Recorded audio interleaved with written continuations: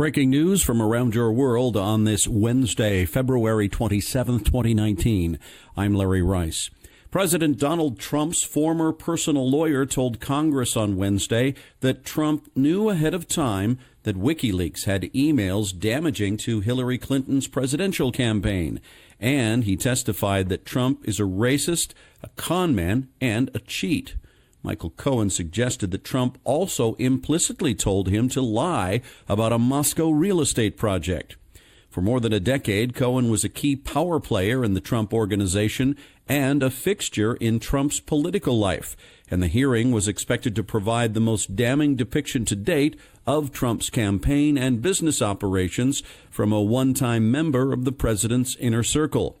Cohen says he does not have direct evidence that Trump colluded with the Russian government during the election, but that he has suspicions. Cohen's claim that Trump had advance knowledge of the emails contradict the president's assertions that he was in the dark, but it was not clear what evidence Cohen had to support the allegation, or even how legally problematic it would be for Trump. Special counsel Robert Mueller has not suggested that mere awareness of WikiLeaks plans is by itself a crime. Cohen is set to begin a 3-year prison sentence in May after pleading guilty to lying to Congress in 2017 and committing campaign finance violations while he worked for Trump. The president tweeted that Cohen has been disbarred for lying and fraud and said his former lawyer is now lying in order to reduce his prison time.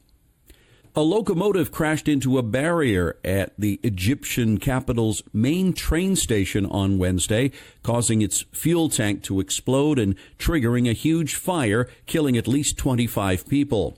Railway officials said the single railcar was traveling too fast when it collided head-on with the barrier in Cairo. At least 47 people were also injured, many of them critically, and officials said the death toll could rise. The explosion and fire blasted through people on the platform in the busy Ramses Station in downtown Cairo. There was no immediate word on whether the crash was the result of a terrorist act. It was not immediately clear if the locomotive had a driver at the time of the crash. The Egyptian government ordered an extensive investigation and sent a team of investigators to the station. The Ramses district is among the busiest and most crowded areas in the Egyptian capital. Tensions between Pakistan and India escalated Wednesday when the Pakistani Air Force shot down 2 Indian fighter jets after they entered national airspace. A Pakistani armed forces spokesman said the 2 jets were downed after they crossed the military line of control between the 2 nations, one crashing into Pakistan's territory of Kashmir and the other into India's. Pakistan said both pilots were captured and are in custody.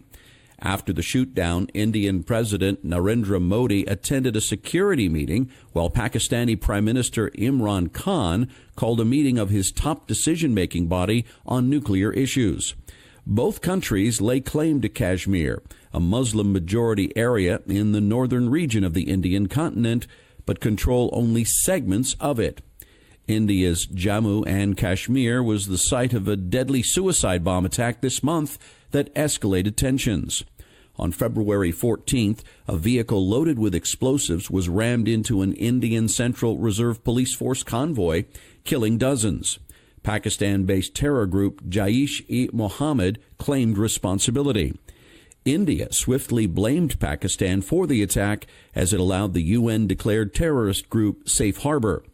On Tuesday, 12 Indian fighter jets bombed an alleged Jaish-e-Mohammed training camp in Pakistan, killing an unknown number of people. The Democrat-led House on Tuesday passed a resolution seeking to overturn President Trump's declaration of a national emergency at the U.S.-Mexico border. The vote was 245 to 182. 13 Republicans sided with Democrats who disputed Trump's assertion that there was a crisis of illegal immigration, drug smuggling, and possible entry by terrorists across the border, which only a border wall could prevent. Republicans who joined Democrats have said Trump was setting a bad precedent by going around Congress to get billions of dollars to build his promised wall, and warned that future liberal presidents could declare emergencies to circumvent Congress as well. The Senate now has 18 days to take up the resolution, with passage uncertain and Trump vowing to veto it. President Trump and North Korean leader Kim Jong-un met face-to-face Wednesday for the first time since their first summit last year. The two leaders and their aides are holding a two-day second summit in Hanoi, Vietnam, to discuss North Korea's nuclear program and concrete steps toward fulfilling Kim's commitment to eventual denuclearization made at their first meeting in Singapore last year. Trump touted his special relationship with Kim, saying that his friend could build a thriving economy like Vietnam's if he agrees to give up his nuclear weapons. There was broad concern that Trump, eager for an agreement, would give Kim too much and get too little in return. Perhaps a peace declaration for the Korean War that the North could use to eventually push for the reduction of U.S. troops in South Korea, or sanctions relief that could allow Pyongyang to pursue lucrative economic projects with the South. Asked if this summit would yield a political declaration to end the Korean War, Trump told reporters, "We'll see." The Korean conflict ended in 1953 with an armistice, essentially a ceasefire signed by North Korea, China, and the 17-nation U.S.-led United Nations Command. A peace declaration would amount to a political statement, ostensibly teeing up talks for a formal peace treaty that would involve other nations. The White House said the two leaders would hold a joint agreement signing ceremony at the end of their summit in Vietnam on Thursday. The risk that Britain will crash out of the European Union without an agreement March 29th has receded in the past few weeks. That's according to some banks and asset managers, citing expectations that the exit deadline will be extended to allow lawmakers to reach a deal. At the end of January, banks informally canvassed by Reuters for their forecasts saw the no-deal probability as low but rising. Some of those banks have since revised down that risk. Deutsche Bank puts probability of a no-deal Brexit at 10%. Goldman Sachs says the probability of a no-deal Brexit remains at 15%. It still sees a 35% chance of Britain remaining in the EU and a 50% probability of May's Brexit deal eventually being agreed to. Prime Minister Theresa May on Tuesday offered Parliament the chance to vote on delaying Brexit or opting for a no-deal outcome if lawmakers again reject the agreement she has negotiated with the EU in a vote planned for March 12th. Chicago will elect its first black female mayor April 2nd after Lori Lightfoot and Toni Preckwinkle advanced to a runoff election on Tuesday. Lightfoot, a former federal prosecutor, and Preckwinkle, the Cook County Board president, led a field of 14 candidates running to replace Mayor Rahm Emanuel, who is retiring after 2 terms. The most famous name on the ballot was William Daley, the brother and son of former Chicago mayors Richard M. Daley and Richard J. Daley, and, like Emanuel, a former chief of staff to President Barack Obama. Lightfoot, a political outsider, is also the first openly gay woman to run for Chicago mayor. Turnout was low at about 27% of registered voters. Delegates at a conference of the United Methodist Church, the second biggest U.S. Protestant denomination, voted Tuesday to strengthen bans on same-sex marriage and ordination of LGBT clergy. Conservatives from the U.S. and overseas pushed through the so-called traditional plan and defeated a rival proposal to let regional and local church bodies determine whether to adopt more gay-friendly policies. The church in Africa would cease to exist if the bans were eased, according to the Reverend Jerry Kula of Liberia.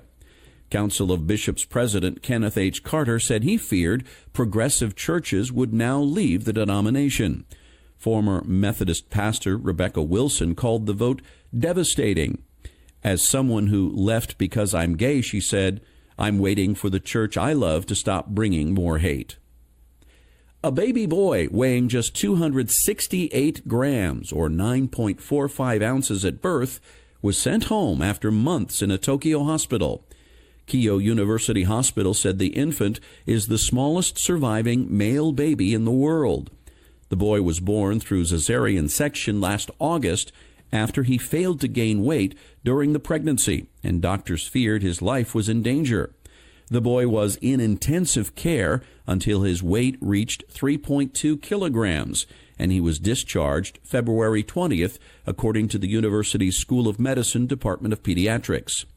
The previous record was held by a boy born in Germany in 2009, weighing 274 grams, according to the Tiniest Babies Registry, managed by the University of Iowa.